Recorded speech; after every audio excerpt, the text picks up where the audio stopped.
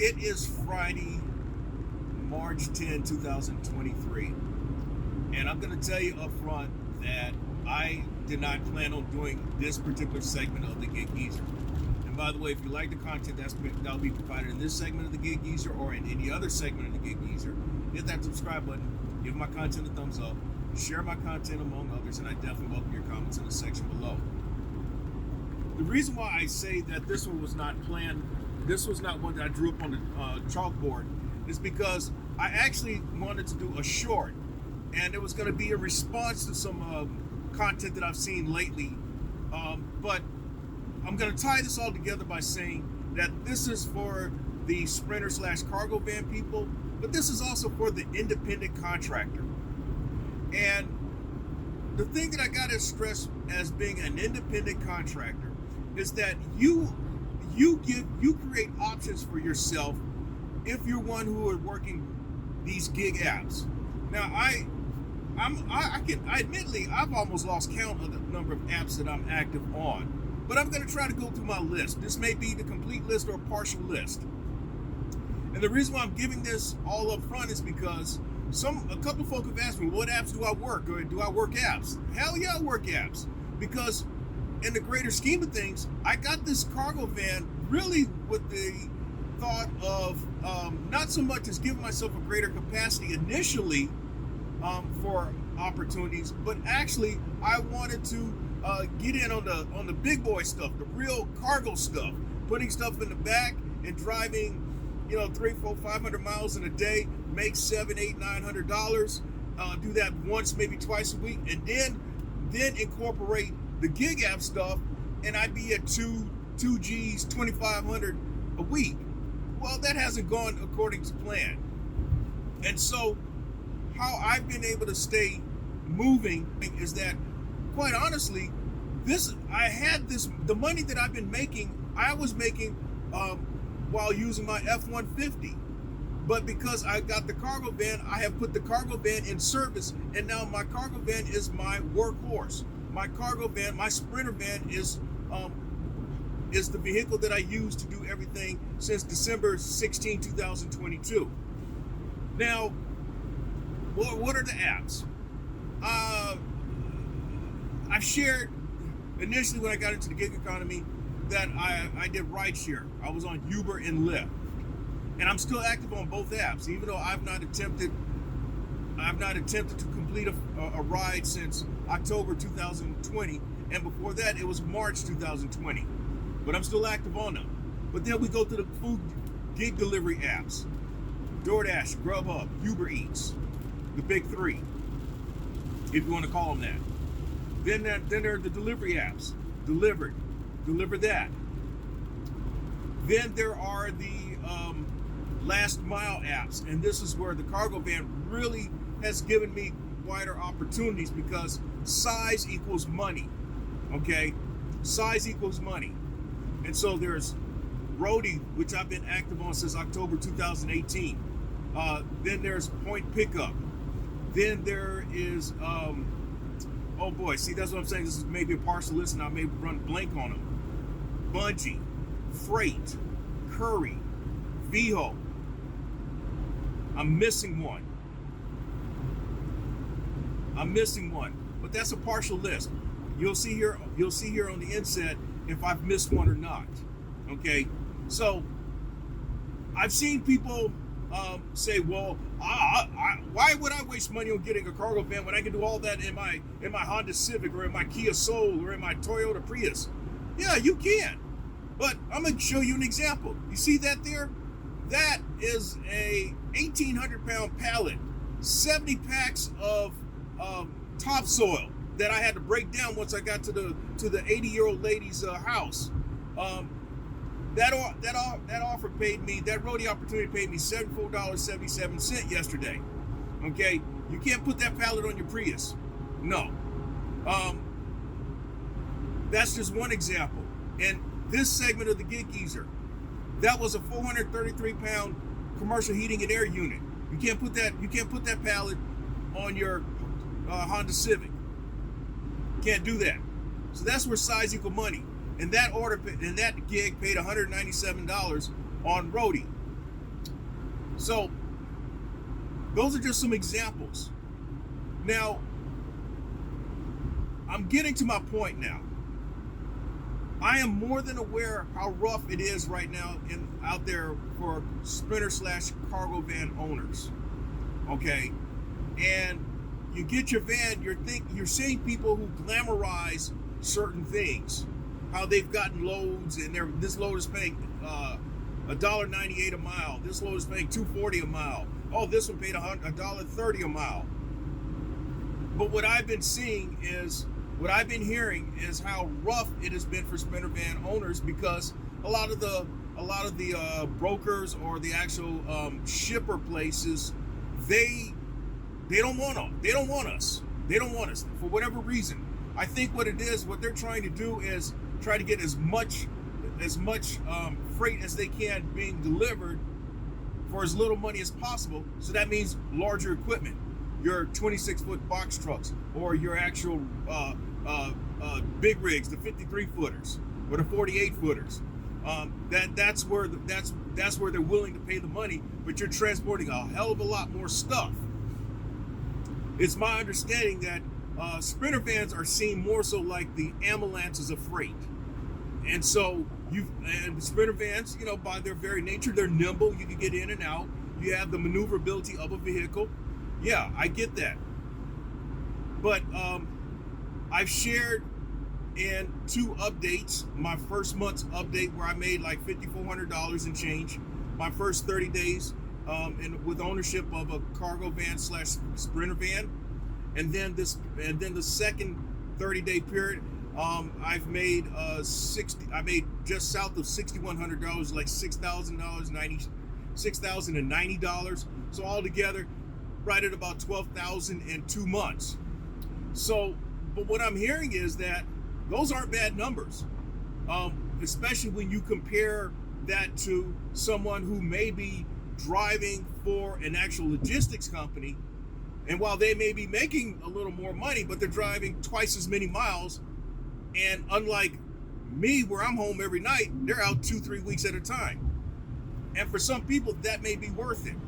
This is going to be that particular point there is going to be something that I'll probably be bringing up from time to time, because what I'm sharing with you is my reality. Okay, I know people will ask me about, well, what are my costs? I've never tried to figure out what my cost per mile is. I've just never done that. It's nothing against cost per mile, but I've just not done that. I don't always talk about my miles driven, because if you got a sprinter van, you're going to drive the damn thing, okay? It's just how much money you're making when you're driving the motherfucker, okay? My expenses. I have shared my expenses. In fact, on this segment of the Gig Geezer, more so expenses and starting up ownership of a sprinter / cargo van. In fact, I shared that my realistic startup cost was about $6,000. That included down payment on the van, first month insurance, property tax, license plate, and all the other costs that get started with the sprinter van business. Okay? So, I've talked now for about 10 minutes, and by the way, if you like the content that's been provided in this segment of the Gig Geezer or in any other segment of the Gig Geezer, hit that subscribe button. Give my content a thumbs up. Share my content among others, and I definitely welcome your comments in the section below. Now, actually, I'm en route to a freight pickup. This is my second one of the morning, and by the way, these are my first 2 on the freight app. It has taken me about, I want to say, 2 months to get on that app, because first of all, the South Carolina market was not available at the time that I first looked. They turned me down because I had applied for Charlotte, and they said, no, you're in South Carolina. That's Charlotte. And so the way I got in this time, the first market opened up was the Charleston market. So I happened to ask a good friend of mine, can I use your address to sign up? And that's actually the address to start out with. And I've since changed it to my Columbia address, but I got in that way. And so I'll do a review on freight at some point down the road. But my first freight opportunity was paid $28.50. In fact, as you see on the inset. Yes, you look at the miles and you say, you're a crazy motherfucker for taking that $28.50 for 27 miles. Aha, but here's the catch. As an independent contractor, You create opportunities for yourself when you have multiple apps. And in this particular case, I stacked orders. And the first one was a roadie. The roadie was delivering a dog kennel. And that was a pickup from Tractor Supply. It offered $42.84. That was going in the same direction as the freight order. So it's kind of like when you do DoorDash and Grubhub and Uber Eats. Sometimes you stack orders across multiple apps, and I just did it with that. And so on top of that, the customer, upon me completing placing the kennel equipment and the other, there was a box in the kennel and the actual kennel metal stuff. I know I'm not describing that correctly though, but she tipped me $20 cash. So instead of that freight, that going just with that one freight, 27 miles for $28.50, that turned out to be about 50 miles, and it paid $91 and change. So I maximized an opportunity to where I made $1.80 plus a mile. And now with this freight opportunity, that's like 21 miles for $30, I will be at $1.20, and I will have been out the house less than 3 hours. That's how you do it. Now, I've kind of buried my lead now. As a newspaper reporter, sometimes they talk about burying the lead. That's one thing that you don't want to do. Maybe this is not burying the lead when it's all said and done, because I'm actually sharing the point up front. But my initial attempt was to share what I did yesterday. Now, I'd already put up a Gig Geezer segment like this one here, in which it was my first $500 earnings day. Well, now as I've spoken of, I want to get to where I'm earning full $500 a day, because that's where I got the Sprinter / cargo van for. Well, yesterday I earned $510.69. How did I do it? In fact, as you see here, that is actually now a B-roll. That was supposed to be my A-roll, where I was going to really try to rub it in with some people who've been talking all this shit about DoorDash and how DoorDash is changing the game, and how you better get in on Earn by Time and Top Dasher. Not here. If you want to know something here, I've earned over $1,200 already. It's not noon on Friday, and I've put in now, since so far this is a half a day, in 4 days I have earned over $1,200. Okay, $1,200. I've completed one DoorDash order, and that was yesterday, en route to making $510. In fact, that DoorDash order paid $14.25, and that was en route to the roadie order that I picked up that paid the $74.77.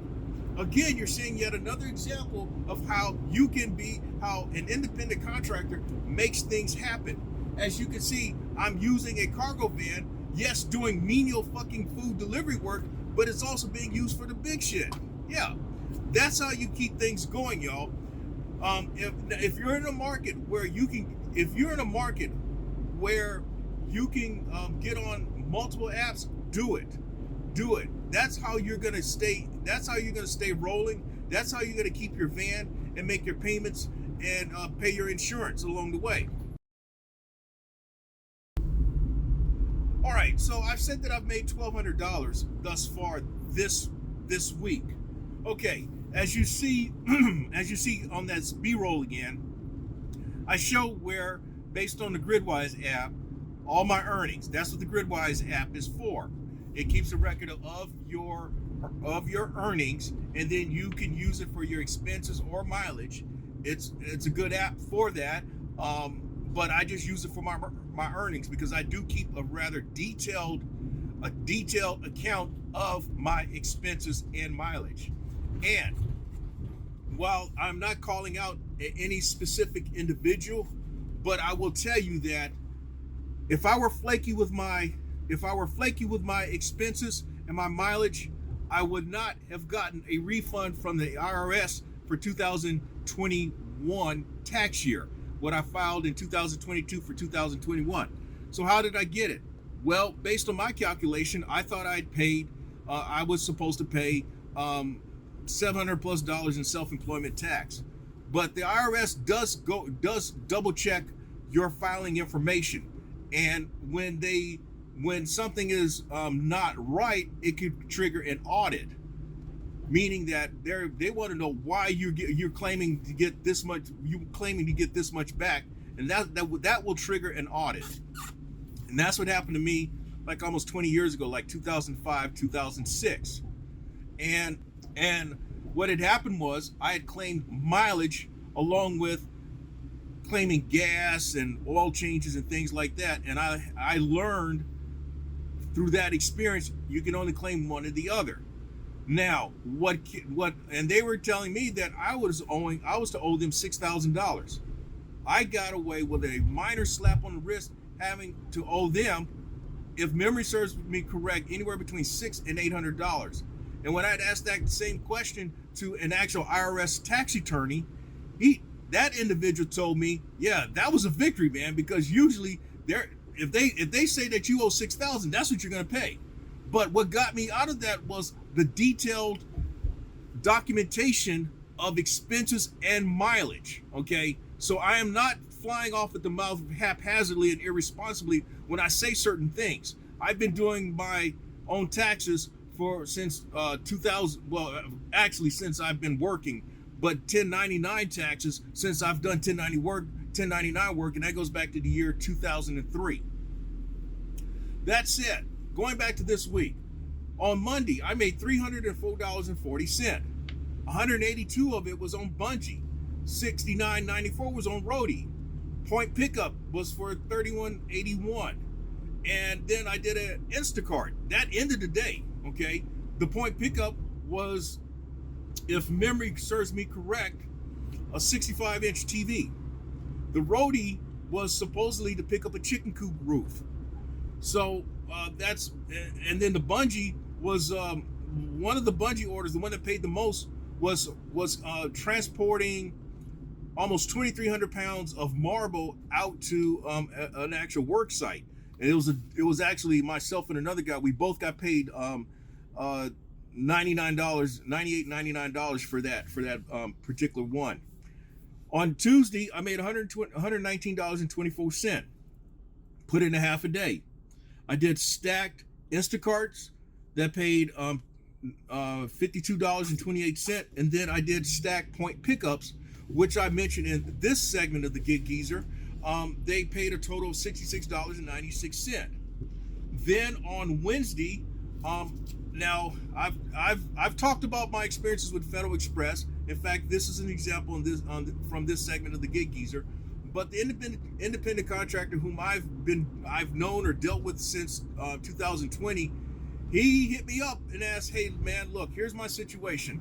I've got more territory to work, and that means that the personal vehicle program won't be seasonal. There will be some work to do throughout the year."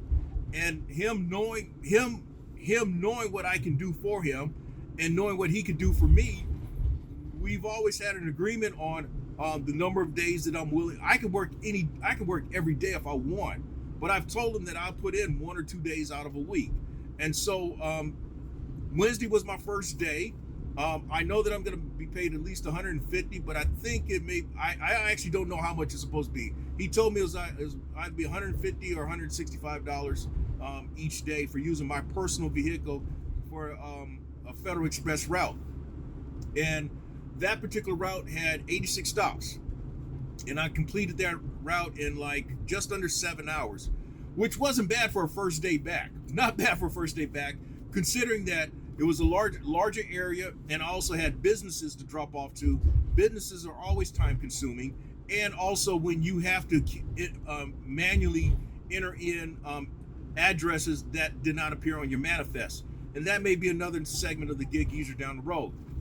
So then we get to, after Federal Express, I also did a point pickup for $21.46. I did a Grubhub for $20.01, and then a couple of Uber Eats orders that paid a total of $53.81, and so I made $245.28. Then yesterday, March 9th, 2023, I made $509.69. And going back over those numbers again, I had two big catering orders on the Delivered app. They paid a total of $361.29. In fact, here are some of the screenshots from those two opportunities. Then I had the roadie for $74.77. I had the DoorDash, as I mentioned, for $14.25. Then I stacked a couple of Instacarts that paid $44.70, and then a Uber Eats for $15.68. So hopefully, as you see, I am making things happen despite the fact that on the actual load boards, I'm not seeing anything. At least nothing worth getting. And then with my dispatcher, she's telling me the same thing. There's not a lot of opportunities out there. And then when you do kind of get a bite, the line breaks on you because somebody has bid $1 for the fucking what has been very pervasive in 2023 are these people who are bidding just absolutely nothing on these load opportunities, and you just wonder, how do you even justify your paying for your gas? And that's something that will be talked about in another segment of the Gig Geezer.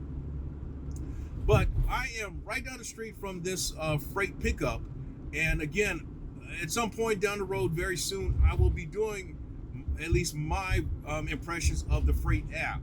And as I end this segment of the Gig Geezer, hopefully you see that there are ways to make money with your cargo van, and they don't involve really being on the road 2 and 3 weeks at a time. You can make an appreciable amount of money locally by doing some of the things that I'm doing. And in fact, I know of a driver in the Columbia market who recently got his cargo van. In fact, I've mentioned him before. His name is Rashad. Rashad has told me multiple times now, man, getting my cargo van, even though he has a Ford Transit, the smaller one, even with him getting the Transit van, it is giving him a greater capacity of making money. In fact, now he's doing $240, $250 a day, he says. $240, $250 is probably on the low end of what I do now, at least on the average. So it is possible to make it work, but you have to put yourself in the right position as an independent contractor and your own business owner. There are some things that I'm sharing, there's some things that others are sharing, but a lot of that is still on you in terms of how you're going to make it work for you. So that's all I have for this segment of the Gig Geezer. I'm Inwood Lane, and as always, may your grind and may your hustle continue.